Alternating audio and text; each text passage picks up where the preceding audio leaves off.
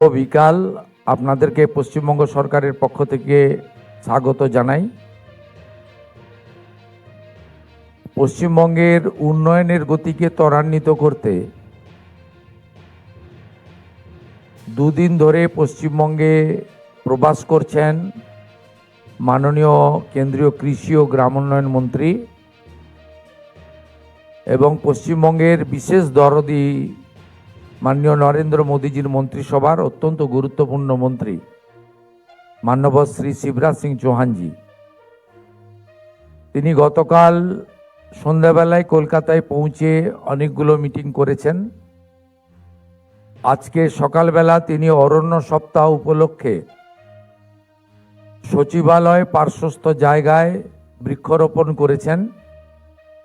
যদিও শুধু অরণ্য সপ্তাহ নয়, মাননীয় শিবরাজ সিং চৌহানজি তার প্রত্যেক দিনের কর্মদিবসের শুরুতে একটা করে গাছ লাগান।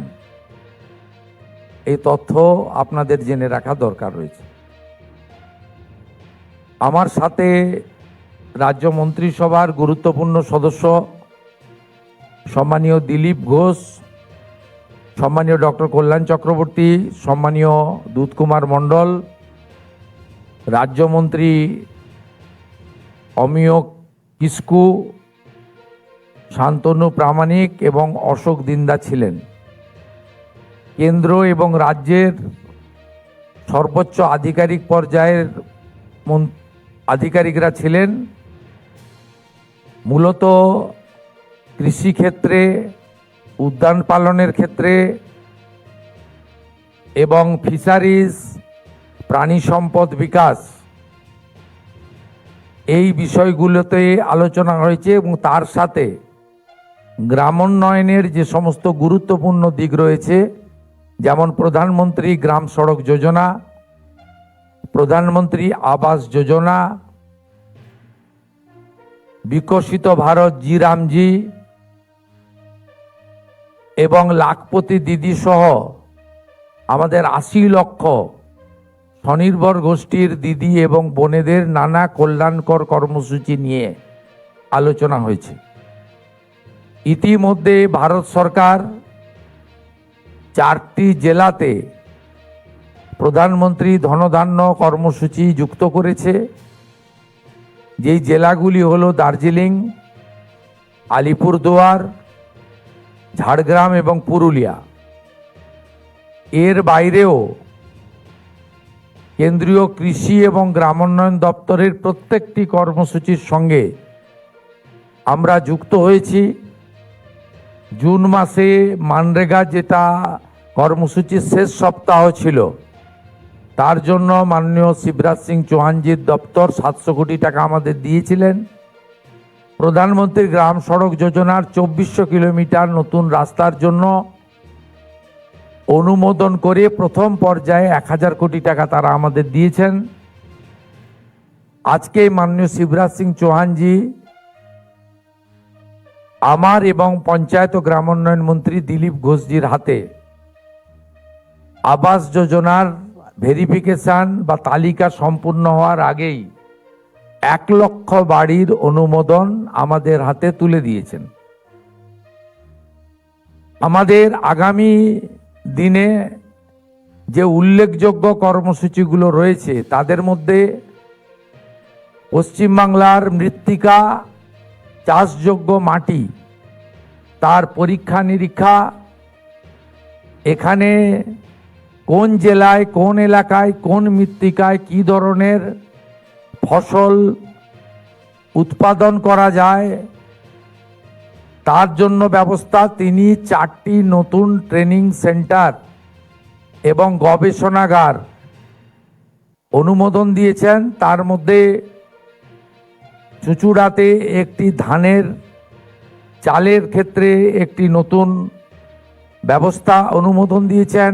মালদাতে আমের জন্য একটি ICAR এর 100 crore প্রজেক্ট ইউনিট অনুমোদন দিয়েছেন। এর বাইরেও ভুট্টা সহ, মাখানা সহ, আম সহ, লিচু সহ আমাদের উদ্যান পালনের ক্ষেত্রে ফুল এবং পান সহ নানা বিষয়ে ভারত সরকার এবং কৃষি দপ্তরের পক্ষ থেকে নানা উদ্যোগ ব্যবস্থা এখানে দেওয়া হয়েছে। পিএম কিষাণ সম্মান নিধি এবং কৃষকদের আরও কিভাবে নতুন করে সাপোর্ট দেওয়া যায় সে সিদ্ধান্ত তিনি নিয়েছেন। আলু বীজ, জুটের বীজ, গাছ চারা তৈরির জন্য জুটের বীজ অন্ধ্রপ্রদেশ থেকে আসছে, পশ্চিমবঙ্গ এখনো তৈরি করতে পারেনি। আলু বীজ পাঞ্জাব থেকে আসছে, পশ্চিমবঙ্গ করতে পারেনি। তার জন্য তিনি দিশা দিয়েছেন। অনেক সময় লাগবে বিস্তারিত বলতে। আমি এক কথায় আজকের মিটিং কৃষিক্ষেত্রে এবং অর্থনৈতিকভাবে প্রান্তিক মানুষ, প্রধানমন্ত্রী যাদের মাথায় ছাদ দেখতে চান, আমরা প্রতিশ্রুতি দিয়েছিলাম হাতে কাজ, পেটে ভাত, মাথায় ছাদ।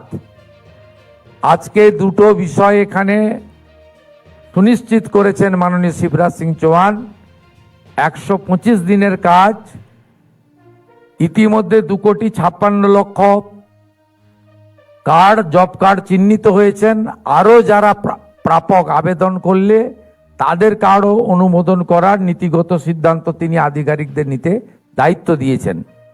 অর্থাৎ হাতে কাজ অদক্ষ শ্রমিকের ক্ষেত্রে 300, সেমি স্কিল্ডের ক্ষেত্রে 450 এবং স্কিল্ডের ক্ষেত্রে 600 টাকা 125 দিনের কাজ। আর মাথায় ছাদের ক্ষেত্রে আজকে তো 1 লক্ষ বাড়ির স্যাংশন আমরা পেয়েছি এবং 20 জুলাই পর্যন্ত তালিকা তৈরির সময় ছিল। বর্ষা এবং ইত্যাদি দেখে আমাদের আবেদন মঞ্জুর করে 15ই আগস্ট পর্যন্ত বাড়ির তালিকা তৈরির জন্য তিনি অনুমোদন দিয়েছেন। তাই আজকে আমরা তাকে विशेषভাবে धन्यवाद दिए मैं माननीय मंत्री जी को मेरा दिल से आभार प्रकट करता हूं। पूरा मंत्रिमंडल से की ओर से आभार प्रकट करता हूं। उनका 2 दिन का प्रवास खास करके किसानों के लिए, ग्रामीण विकास के लिए, जो गरीब जनता है जिनको अब तक आवास, प्रधानमंत्री आवास का मौका नहीं मिला, उनके लिए, और हमारी जो माइग्रेंट लेबर से लेकर गांव का लोग काम करने के लिए उन्होंने इंतजार कर रहा था, उनको विकसित भारत जी राम जी के अंदर 125 दिन का काम करने का उन्होंने जो बड़ा स्कीम लाया है भारत सरकार मोदी जी का नेतृत्व में, उसके ऊपर आज बहुत पॉजिटिव उन्होंने गाइडलाइन दे दिया। पूरा पश्चिम बंगाल मंत्रिमंडल आधिकारिक लोग आज इस मीटिंग से जो डिसीजन हुआ जमीन के उतारने का काम और हमारी जनता के बीच ये हर स्कीम का सुविधा जल्दी उनको मिले, इसके लिए हम काम करूंगा। मैं अभी शिवराज सिंह चौहान जी को कुछ शब्द बोलने के लिए मैं मेरा रिक्वेस्ट कर रहा हूं। कर्मठ, विकासशील और गतिशील मुख्यमंत्री पश्चिम बंगाल के आदरणीय शुभेंदु अधिकारी जी, हमारे वरिष्ठ नेता पंचायत ग्रामीण विकास मंत्री आदरणीय दिलीप कुमार घोष जी, कृषि मंत्री दूध कुमार मंडल जी, उद्यानिकी मंत्री कल्याण चक्रवर्ती जी, हमारे मंत्री साथीगण अमिया किसाकू जी, अशोक डंडा जी, शांतनु प्रमाणिक जी, अधिकारी मित्र और मीडिया के प्रिय मित्रों, प्रधानमंत्री श्रीमान नरेंद्र मोदी जी के नेतृत्व में एक संपन्न, समृद्ध, शक्तिशाली, सुरक्षित, आत्मनिर्भर और विकसित भारत का निर्माण हो रहा है। लेकिन विकसित भारत बिना पश्चिम बंगाल के विकसित हुए नहीं बन सकता। पहले जब पश्चिम बंगाल की इस पवित्र धरा पर आते थे तो मन व्यथित होता था, आत्मा रोती थी। विकास के कार्य बाधित थे। केंद्र सरकार की योजनाएं ढंग से नीचे पहुंचती नहीं थी। लेकिन आज मन में बहुत संतोष है प्रधानमंत्री जी के मार्गदर्शन में, शुभेंदु जी के नेतृत्व में अब पश्चिम बंगाल प्रगति और विकास की नई ऊंचाइयां छूने का सफर प्रारंभ कर चुका है। मित्रों, पश्चिम बंगाल में इंफ्रास्ट्रक्चर डेवलपमेंट के, चाहे वो रोड्स हो, हाईवेज हो, रेलवे हो, मेट्रो हो, गैस पाइपलाइन हो, 82,492 करोड़ रुपए के काम होने थे। लेकिन तत्कालीन राज्य सरकार के असहयोग के कारण जो काम बरसों पहले शुरू हुए थे वो काम कभी पूरे नहीं हुए, बाधाएं दूर नहीं की गई। लेकिन आज मैं शुभेंदु जी, आपको, पूरी टीम को बहुत बहुत बधाई देता हूं कि 82,492 करोड़ के कामों की सारी बाधाएं आपने दूर करके बंगाल के विकास को नई गति दी है, दिशा दी है। तेजी से इंफ्रा डेवलप होगा, लेकिन इसके साथ साथ पश्चिम बंगाल की जनता, उसका हक और अधिकार मिले। और इसलिए विकसित भारत जी राम जी योजना के अंतर्गत केवल 9 महीने के लिए, मैं पूरे साल की बात भी नहीं कर रहा, मार्च तक के लिए, 31 मार्च, भारत सरकार ने, हमारे ग्रामीण विकास विभाग ने जो राशि स्वीकृत की है वो 8,500 करोड़ रुपए से ज्यादा की है, 8,508 करोड़। उसमें राज्य सरकार का हिस्सा मिलेगा ये 12,064 करोड़ 50 लाख रुपए से ज्यादा होगी। और आप कल्पना कर सकते हैं, ये राशि 31 मार्च तक पंचायतों में दोनों काम, एक रोजगार देना, 100 दिन नहीं, 125 दिन का रोजगार। और भगवान ना करे प्राकृतिक आपदा कभी आ जाए, कहीं अल्नीनो का प्रभाव और किसी जिले में दिक्कत हो जाए तो 50 दिन और एक्स्ट्रा देंगे ताकि गरीब को कभी पलायन ना करना पड़े। लेकिन रोजगार के साथ साथ हमारा जोर है गांव के संपूर्ण विकास पर। इतना पैसा जब गांव में जाएगा तो गांव के विकास के काम, सड़क, स्कूल, अस्पताल, आंगनबाड़ी भवन, खेत, सड़क, तालाब, कई तरह के विकास के काम होंगे। आपदा से निपटने के काम भी किए जा सकते हैं।